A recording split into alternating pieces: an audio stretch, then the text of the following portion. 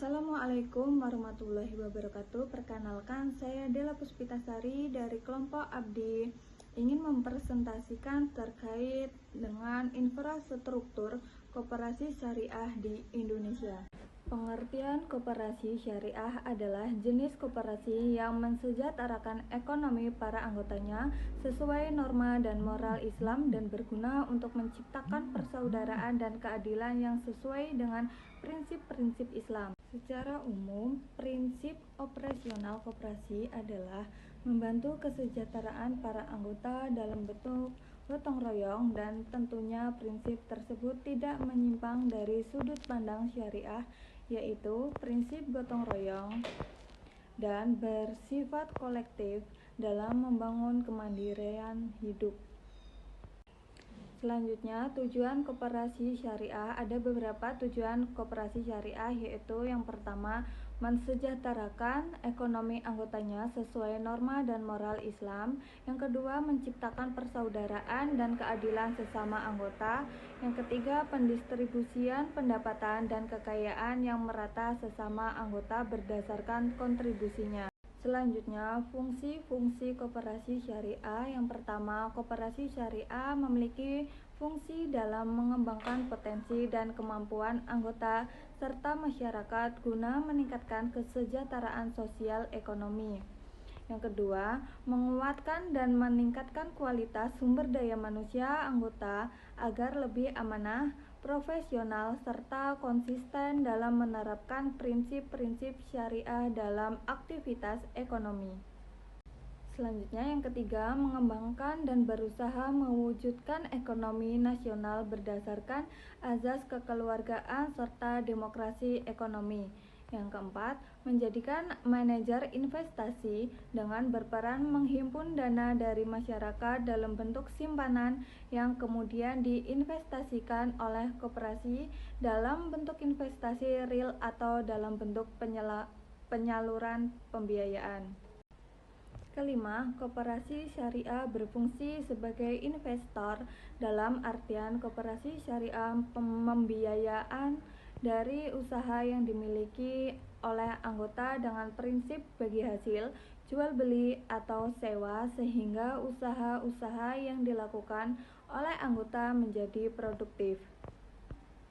Yang keenam, memiliki fungsi sosial, yaitu koperasi syariah memiliki kewenangan dalam menghimpun dana zakat, infak atau sedekah dan wakaf yang kemudian disalurkan kepada orang-orang yang berhak menerimanya. Selanjutnya, landasan koperasi syariah. Koperasi syariah memiliki landasan dalam bentuk operasional usahanya, yaitu 1. Berdasarkan dan berlandaskan Pancasila dan Undang-Undang Dasar 1945. Yang kedua, berdasarkan azas kekeluargaan. Yang ketiga, operasional usaha yang dilakukan berlandaskan prinsip syariah, yaitu prinsip hukum Islam berdasarkan fatwa yang dikeluarkan oleh Dewan Syariah Nasional Majelis Ulama Indonesia. Baik, materi selanjutnya yaitu adalah prinsip ekonomi Islam dalam koperasi syariah. Di koperasi syariah itu memiliki beberapa prinsip ekonomi Islam. Yang pertama yaitu adalah kekayaan itu merupakan amanah dari Allah SWT yang tidak dapat dimiliki oleh individu atau seseorang secara mutlak. Kemudian yang nomor 2 yaitu adalah manusia diberi kebebasan untuk bermuamalah bersama dengan ketentuan syariah. Kemudian yang nomor 3 yaitu adalah manusia itu merupakan khalifah Allah dan merupakan pemakmur di muka bumi. Kemudian yang nomor 4 yaitu adalah menjunjung tinggi keadilan serta menolak setiap bentuk riba dan pemusatan sumber daya ekonomi pada segelintir orang ataupun sekelompok orang saja. Tadi kan kita sudah membahas prinsip ekonomi Islam dalam koperasi syariah. Sekarang kita akan membahas tentang prinsip koperasi syariah itu sendiri. Jadi koperasi syariah itu memiliki beberapa prinsip. Yang pertama yaitu adalah keanggotaan dalam koperasi yang syariah itu bersifat sukarela dan terbuka. Jadi di dalam koperasi syariah itu anggotanya harus memiliki sifat yang sukarela dan terbuka. Kemudian yang nomor 2 yaitu adalah pengambilan keputusan itu dilakukan secara musyawarah. Jadi jika seseorang anggota di dalam koperasi itu akan melakukan suatu keputusan, itu akan dilakukan secara musyawarah atau mufakat. Kemudian yang nomor 3 yaitu adalah pengelolaan koperasi itu dilakukan secara transparan. Jadi itu tadi di dalam pengelolaan koperasi syariah itu harus semuanya itu transparan, semua anggota itu harus tahu. Kemudian yang nomor 4 itu pembagian sisa hasil usaha atau SHU itu harus adil dan seimbang. Kemudian yang nomor 5 yaitu adalah memegang teguh prinsip jujur dan amanah serta mandiri. Jadi jika kita menjadi anggota koperasi syariah, itu kita harus memiliki sifat yang jujur, amanah serta mandiri. Selanjutnya yaitu adalah usaha koperasi syariah dan modal awal koperasi nih. Nah, di dalam usaha koperasi syariah dan modal awal koperasi ini yang pertama ada usaha pada koperasi syariah, yaitu adalah usaha yang halal, baik dan bermanfaat atau halalan lan thayyiban. Kemudian bisa menguntungkan dengan menggunakan prinsip bagi hasil dan menghindari atau tidak mengandung prinsip horor, maisir ataupun riba. Kemudian usaha yang dilakukan oleh koperasi syariah itu sendiri harus sesuai dengan fatwa dan ketentuan Dewan Syariah Nasional. Kemudian usaha-usaha yang diselenggarakan oleh koperasi syariah itu tidak bertentangan dengan perundang-undangan di Indonesia. Selanjutnya yaitu adalah karakteristik dari koperasi syariah itu sendiri. Yang pertama itu adalah staf dan karyawan koperasi syariah itu harus bertindak aktif dan dinamis, berpandangan positif dan produktif dalam menarik dan mengelola dana masyarakat. Jadi staf koperasi syariah itu merupakan seseorang yang aktif dan dinamis. Kemudian yang kedua yaitu adalah kantor koperasi syariah itu harus dibuka pada waktu tertentu nih, dan ditunggu oleh beberapa staf karyawan untuk memberikan pelayanan kepada nasabah. Nah, selain dari staf atau karyawan itu harus menunggu di kantor, beberapa orang lainnya itu terjun ke lapangan itu untuk mencari nasabah, untuk memperkenalkan koperasi syariah itu sendiri dan lain sebagainya. Kemudian yang nomor 3 yaitu adalah koperasi syariah itu berkomitmen dengan semua komponen masyarakat melalui forum-forum seperti pengajian, pendidikan, dan kegiatan ekonomi lainnya. Kemudian yang nomor 4 yaitu adalah mengakui hak milik anggota terhadap modal dan tidak menetapkan riba di setiap transaksi. Jadi di dalam koperasi syariah itu transaksi yang dilakukan itu transaksi yang tidak memiliki sifat riba atau prinsip riba. Jadi di dalam koperasi syariah itu berpegang teguh pada prinsip infrastruktur koperasi syariah. Koperasi syariah menerapkan prinsip syariah Islam dalam operasionalnya untuk menciptakan ekonomi yang berkeadilan dan berkelanjutan.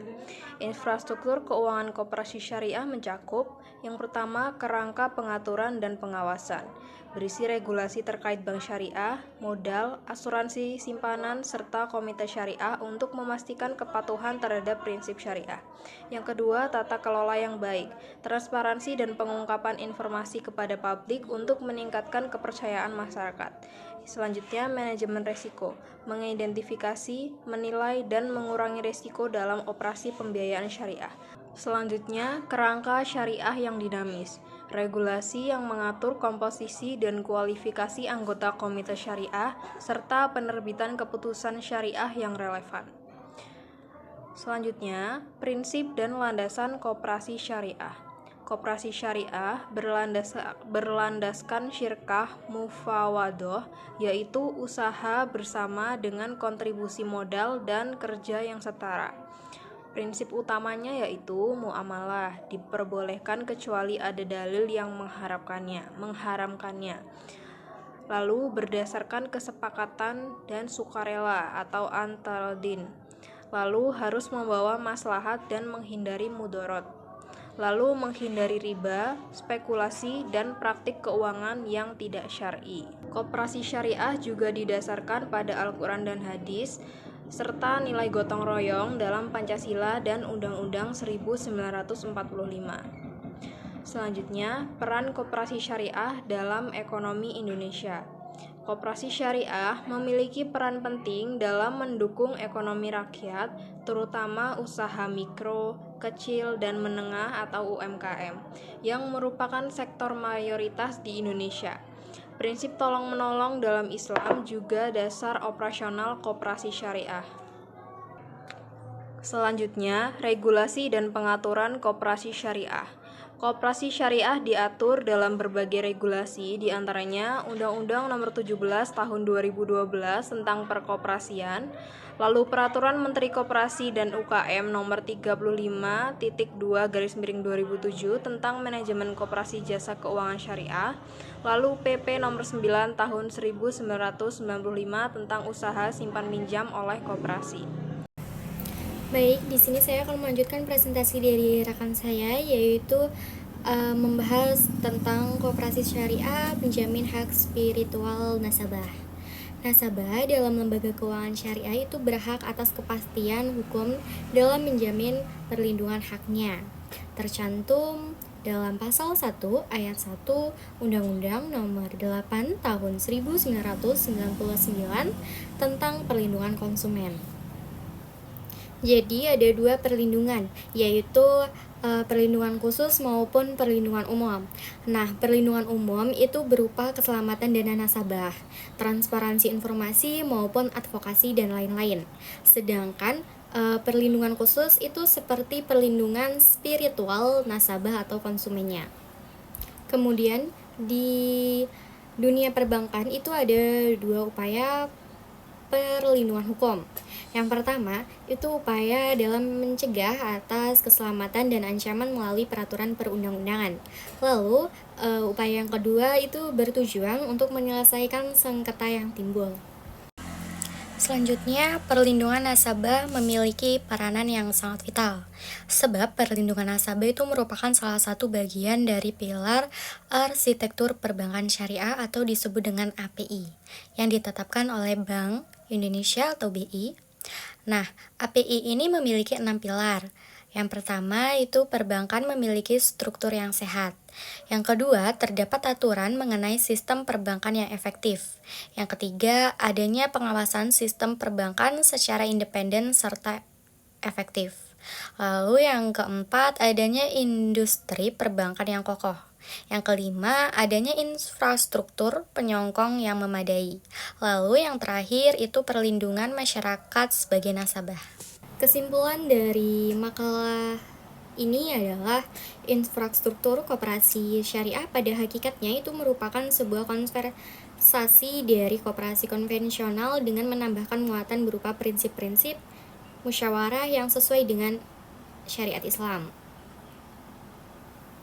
Koperasi syariah itu merupakan salah satu bentuk pengalaman ajaran Islam yang memiliki prinsip tolong-menolong, kerjasama, dan saling membantu. Mengenai hak spiritual itu adalah hak keagamaan yang dimiliki oleh setiap umat manusia. Nah, di Indonesia, hak spiritual ini lebih identik dengan hak umat muslim. Karena pada dasarnya, Indonesia ini mayoritas beragama Islam. Nah, diharapkan masyarakat Indonesia pada umumnya dan umat muslim khususnya bisa untuk lebih bijak mengambil pilihan dalam bergabung atau ikut serta di keanggotaan koperasi.